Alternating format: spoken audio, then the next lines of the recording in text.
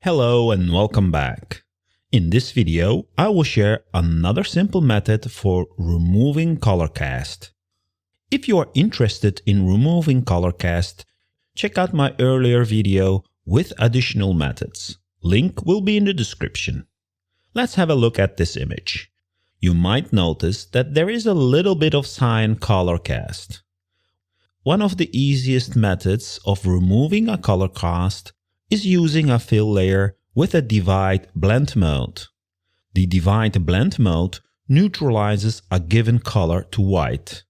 This is due to the fact that the color values of the two layers are divided, and when you divide the same value with itself, you get 1, which translates to white.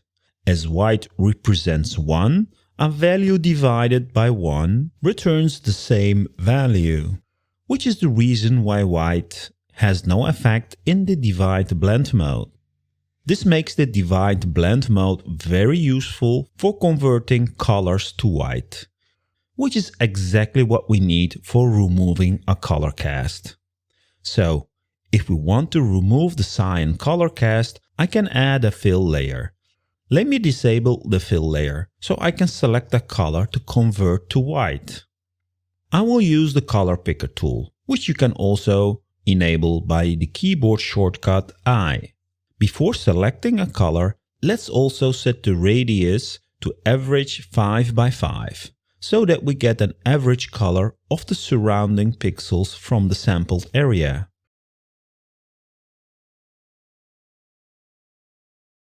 Additionally, let's make sure the source is set to global, so the color picker selects from what we see and not only the current layer. I will now sample from a bright area that has the color cast. When I sample the color will be applied to the fill layer as this was still selected.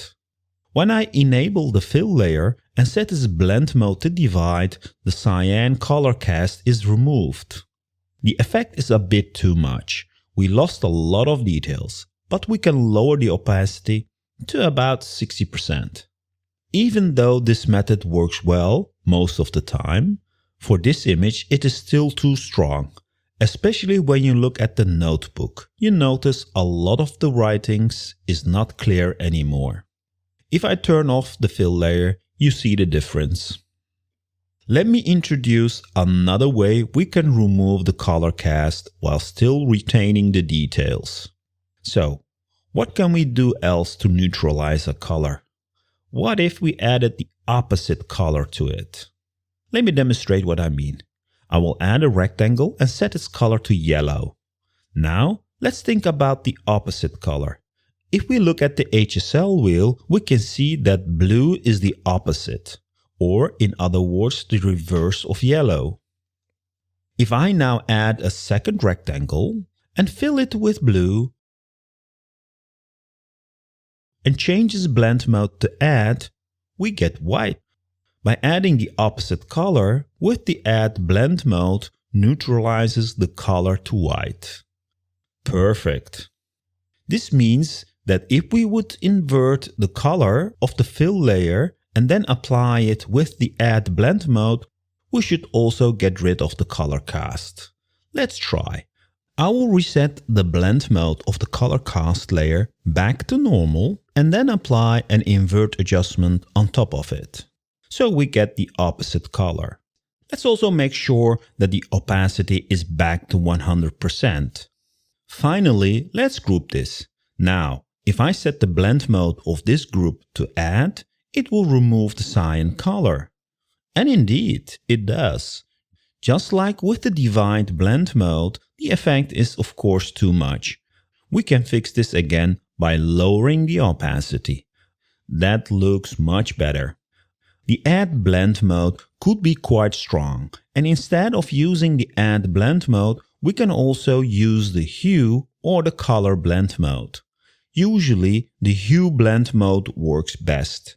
But again, depending on your photo, the color blend mode or even the add blend mode could work better. You might have noticed that the skin color has changed a bit. If we want to restore that, we can add a selective color adjustment to correct it.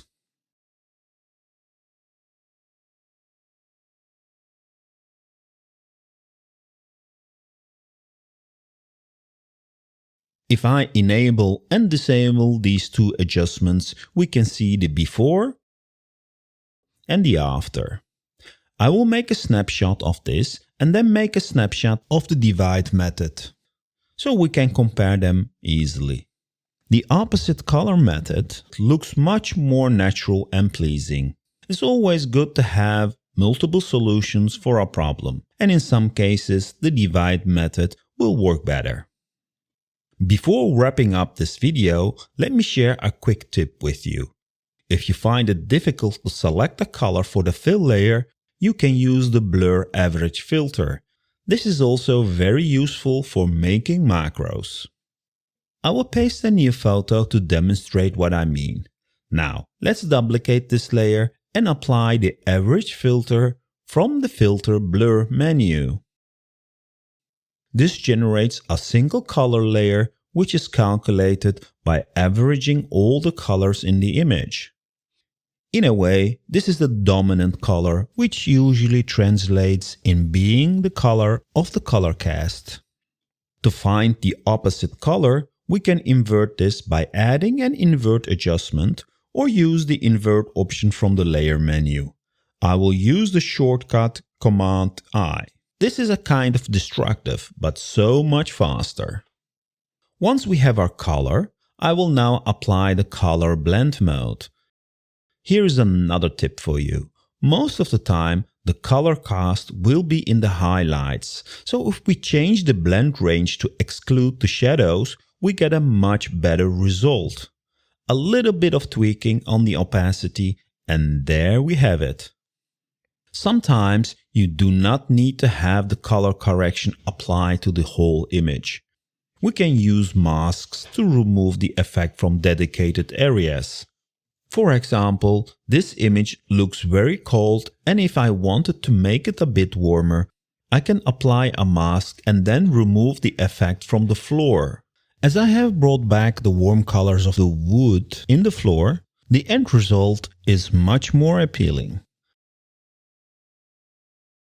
As a final tip, we can add a brightness and contrast adjustment to the color layer to fine-tune the amount of color removal. This is also useful if the average color was too dark or too light. So you can adjust the color with this adjustment layer to make it closer to the color of the color cast.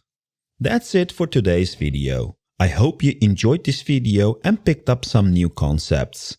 Thank you for watching, and don't forget to like and subscribe. Keep safe and keep being creative. Until the next video.